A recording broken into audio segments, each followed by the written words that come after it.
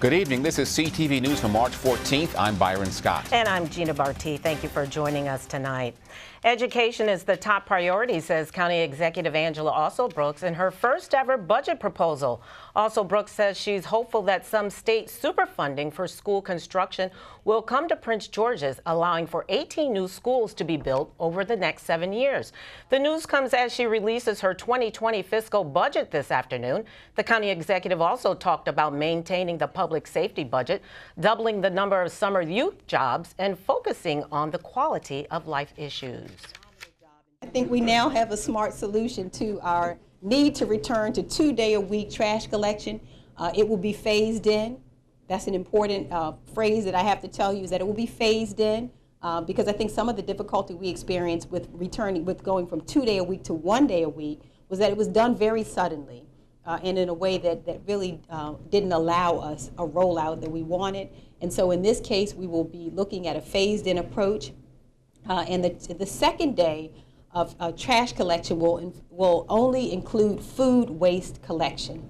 That's what's significant about the second day. Will only include food waste collection on the same day that we collect yard waste. And this is so smart because we already have the contracts in place.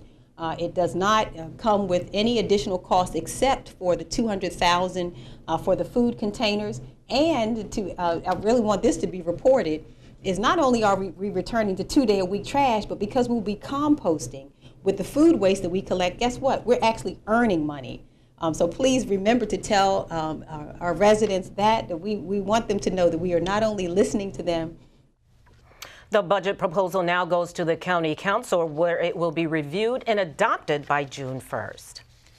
And they may be young, but they believe their voices have power. Today, thousands of students from Montgomery County walked out of class and rallied for gun control at the White House. Kateri Jones has more.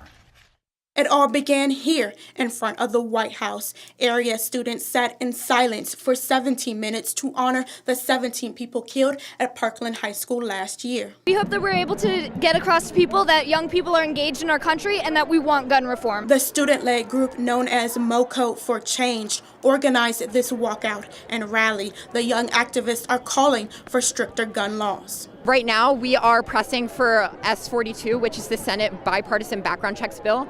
It passed the House, but it's looking like it's going to have some trouble in the Senate. So we are demanding that senators and Mitch McConnell even allow it to go to the floor. And we are demanding that all senators vote yay on this bill because we need this bill. From the White House, thousands of teenagers took their protests to Capitol Hill. Every year we see like a lot of that's been happening around the country, and the time for change is now, because if you don't stand and do something, nobody else is going to do it for it. You have to be the change you seek. Marching side by side with classmates, organizers hope that this demonstration makes a difference. We believe that with enough outside pressure and enough lobbying inside is what our next project is. We can force the Senate to vote yes on this bill. Students say they're not going to stop fighting until change is made in Congress. Reporting in Washington, D.C., Kateri Jones, CTV News. A University of Maryland lecturer resigns after allegedly making racial comments in one of his business classes. David Weber allegedly accused Chinese students of cheating on a final exam. These students also accused him of saying all Chinese students cheat their way into the U.S. and the university. This incident happened last fall. Since then, several students filed a formal complaint with UMD's Office of Civil Rights and Sexual Misconduct. I feel that it's a very important problem. These students must have known this professor for very long. That shouldn't be a mindset of a professor. For me personally, I've never had a teacher that's ever come off that way, where there was like a racial undertone or anything like that. So I guess I've been fortunate. I know it's a real thing, but I've been fortunate to never kind of have those things happen to me. In a statement, the university says that all students are entitled to respect, and targeting them based on nationality is not tolerated. A bill giving terminally ill patients the right to end their lives narrowly passed in the House of Delegates a week ago today. Its fate in the Senate is less certain. Advocates are worried about pending amendments.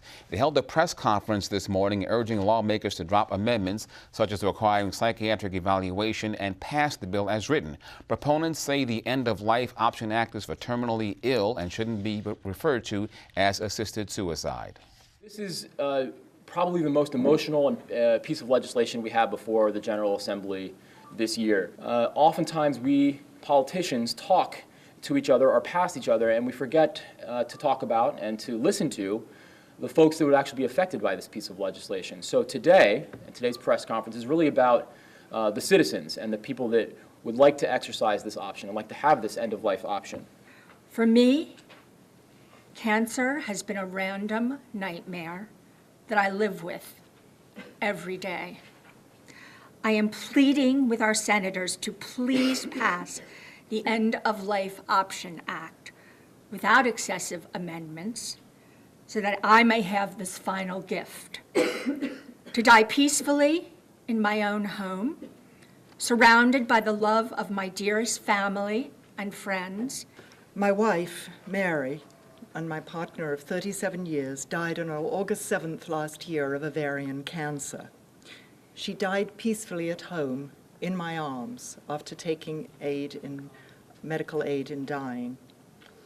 Under the DC Death with Dignity Act, she was able to exercise this option, an act that contains none of the extra restrictions that Maryland is now considering. And even so, Mary still had immense difficulty in accessing the medication under the DC law. And that bill is currently in committee. Well, if you have plans to fly out of BWI Marshall Airport using Southwest Airlines, you may be forced to rebook your flight. Southwest announced today it would comply with the FAA's emergency order to ground all Boeing 737 MAX 8 planes following the recent Ethiopian Airlines crash that killed 157 people. The airlines has 34 MAX 8 planes used on about 160 flights across the country. Southwest says any customers who booked on a canceled MAX 8 flight can rebook without penalties within the 14 days of their original travel.